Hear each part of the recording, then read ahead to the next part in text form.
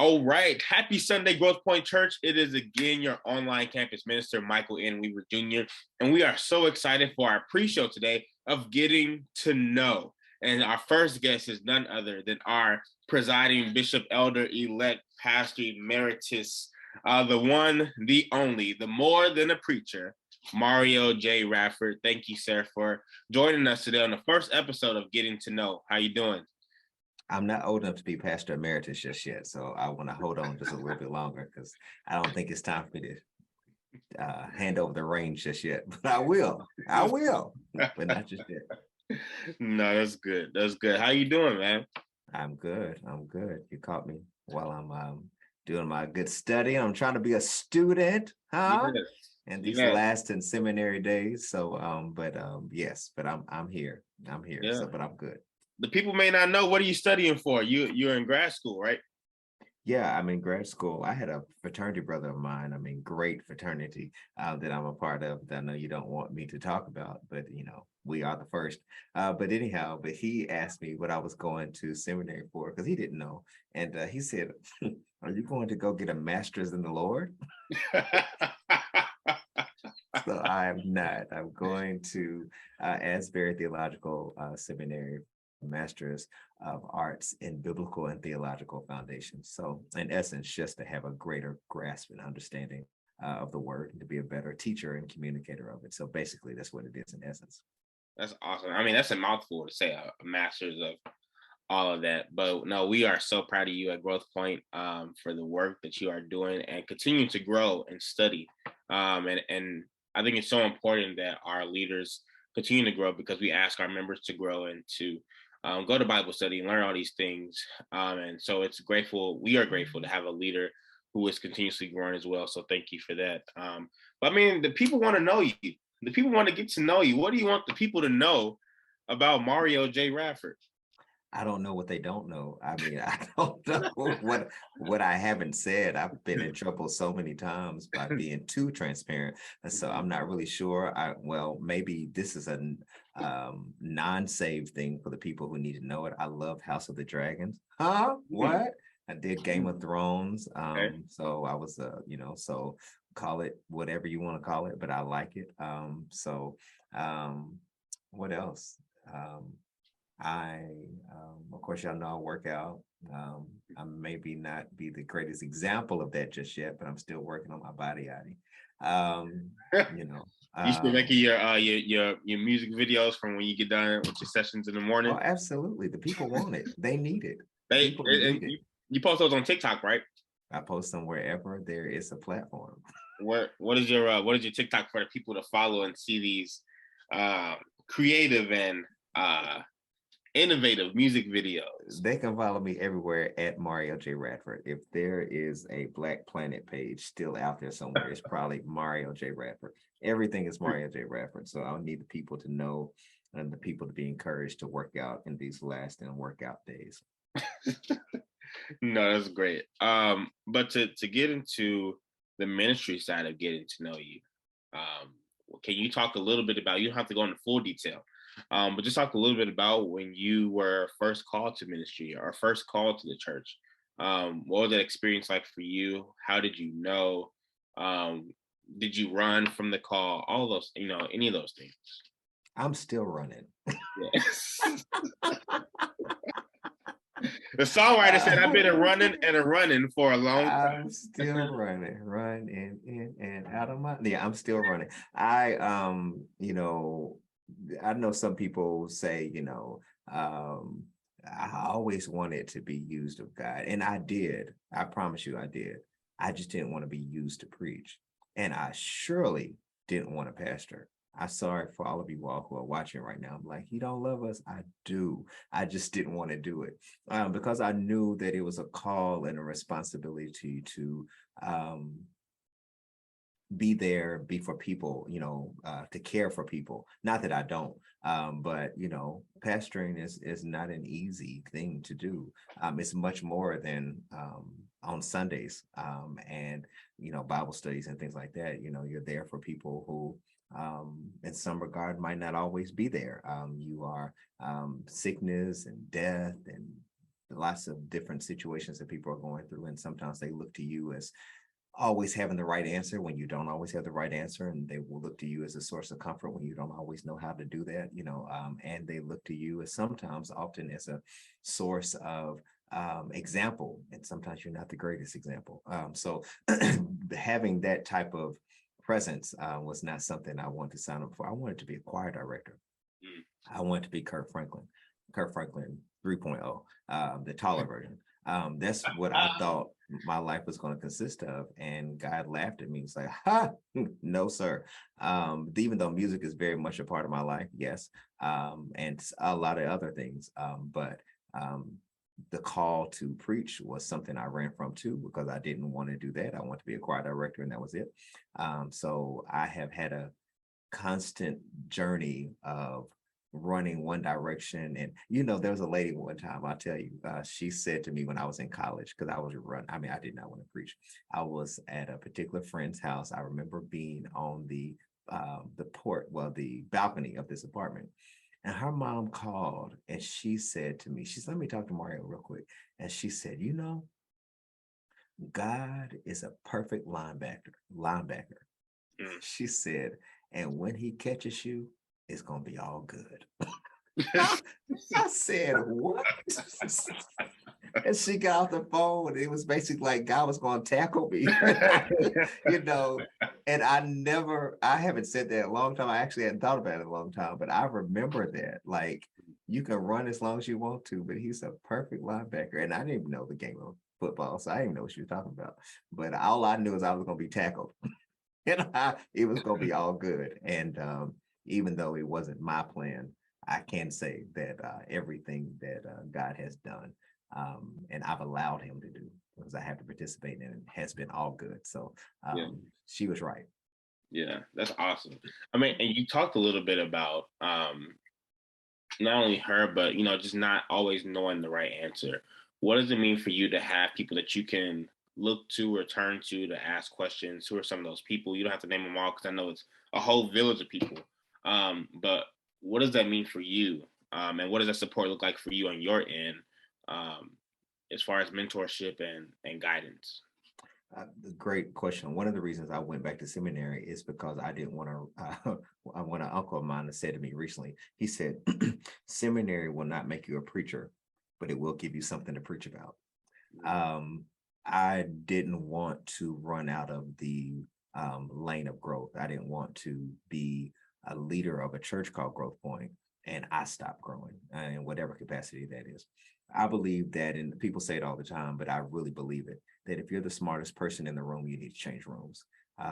I have great people that are not just experts in the area of spirituality or being a pastor. A lot of my friends, honestly, are not pastors by choice, because I don't want. I mean, even though I'm grateful for it, Yeah. but I don't want to talk about church all the time.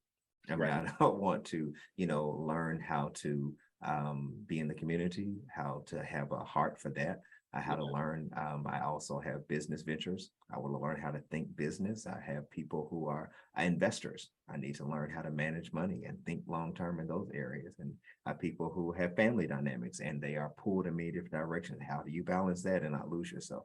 I do have those who are pastors though, but even when I talk to them, I tend to talk to those who have been in it much longer than I have, and also who have sometimes done far greater than I have even thought about doing, so that I'm not coming to them with my chest up, like, let me tell you what, all I'm over at the Growth Point, and let me tell you, Doc, what I just got through preaching, and when I got finished, they were all under the benches, and let me tell you, when I got finished, I mean, I don't Yeah. need to talk to people to make myself feel great. If I don't think that I'm what God would call me to be on my own, then I don't need you to tell me, that pump me up. I need someone someone that will listen or watch something or hear what I'm thinking through as far as organizational structure or thinking or planning. They say, you might want to think about, or have you done or tried that? Or I tried to do that. That didn't work. You probably don't want to do that. So it will help me to grow.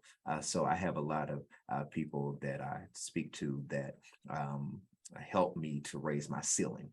So that's very important for me and any capacity of growth, not just church dynamics, because I think that I use the scripture often, but I really, really mean it. It's not just something I say. Jesus said that I come that you might have life and life more abundantly. Jesus did not say I came that you might have church. And we have to learn how to grow in areas of life and everything pertaining to it so that we can be effective beyond the 2 hour windows that we have on a Sunday, or, the live streaming that we do on the Bible study, that we are effective witnesses everywhere we go. Yeah. I mean, and you do a great job of reaching the younger generation, which is what a lot of churches struggle with. But you also do a great job of reaching the older generation. And so, what has that been like for you as far as your messaging or your outputs or branding? I mean, like, what do you think has been the key to reaching the younger generation? Because a lot of people feel like that we're losing, that generation, and or with them not going to church and so on. So, but what has that been like for you? Well, first, I think I could do better than what I already am doing. My desire is to reach even more than what I am currently reaching. That's not just being ambitious. It's just I feel like I can always do better. So as far as the old part, or older, most of my influences have always been older people. The very first church I grew up in, my dad's church when I was growing up in Greenville, Kentucky, was a small church. And a lot of the older people, my great grandfather who played the piano was one of my first influences musically. And a lot of my stories come from the influence of older people. What I love about older people, no matter what their age is, 50 and over, and then they wouldn't say they're old, so don't be offended by that. I'm just saying I haven't reached there yet. I ain't got there yet. That's all I'm saying. They're older than you. They're older than older than me. Yes. The reason I appreciate those who have lived longer is because they don't have anything to lose. They are beyond the phase of making friends and the phase of trying to not hurt your feelings. They just say whatever. And I just love that particular group of people that walk up to you and be like, you didn't wear a belt today. Put on a belt next time. Or you thought that song was good, didn't you? Mm-hmm. You sang 2 minutes longer than you needed to. Whatever. It has helped me to grow. Now, as it relates to younger people, my children help me a lot with things. Watching shows and listening to music beyond the Mighty Clouds of Joy, and watching things beyond Seventh Heaven and Little House on the Prairie, and those things help me to know what's going on, listening to the Breakfast Club, watching finding out different things that are going on via podcast, and staying connected to that. As well, when I was over the choir at Kentucky State University, listening to I'm like, what song is that? Whatever has helped me to have some type of balance and being relative when it comes to my teaching or lessons. I don't try to bend towards culture, no, but I do feel like there are lessons in culture. Like I'm not trying to adapt and say, just because there is a grownish series or sitcom, I have to do a series called Bible-ish, whatever. There's nothing wrong with that, but I'm not always going outside, seeing what's the way the wind is blowing. But I am also listening to whatever is going on and which way the wind is blowing as well, to see how we can find God in culture. Absolutely.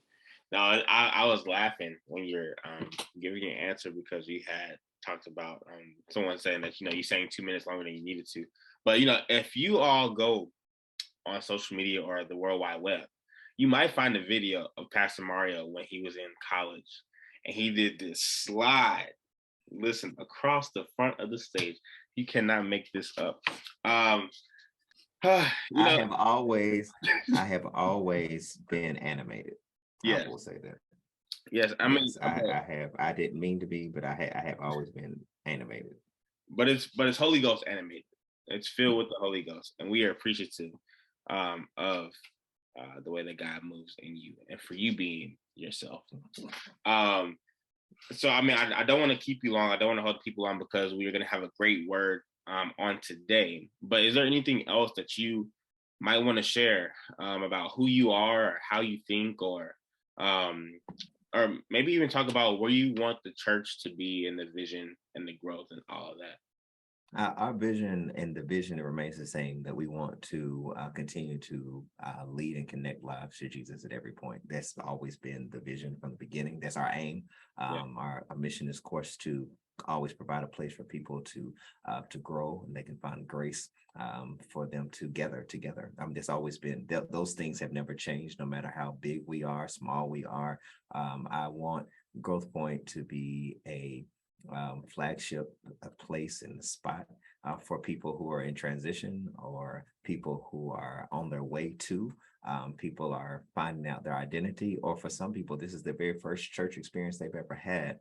And for some people, they're like, it's um, reigniting for them, whatever that is. I want them to always leave. We say it every Sunday. I want them to have what they need to grow, yeah, whatever that means, so that they don't just say, I had a church, but they say, I found out the tools that I needed to grow. So that is very important to me. That's the heart of everything we do, whether children, teenagers, or college students, or older. I want everybody to be able to have that place, and ultimately to experience at Growth Point, and experience here and through myself and our teams, to be able to say, you know what, um, I never was loved like that before until I went there.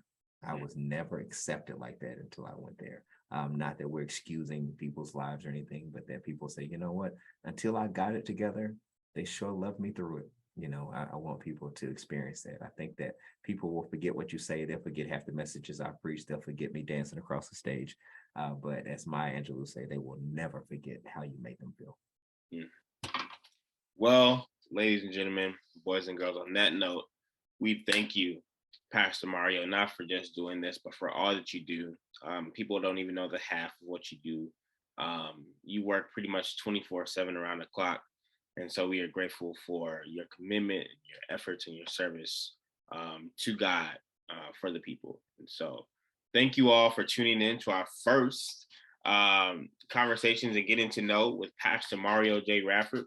We'll have more to come with more of our pastors and support team and members of Growth Point Church. And if you're interested, feel free to contact me on social media or by email, and that will be listed below. Thank you all for tuning in. And now let's hear our announcements.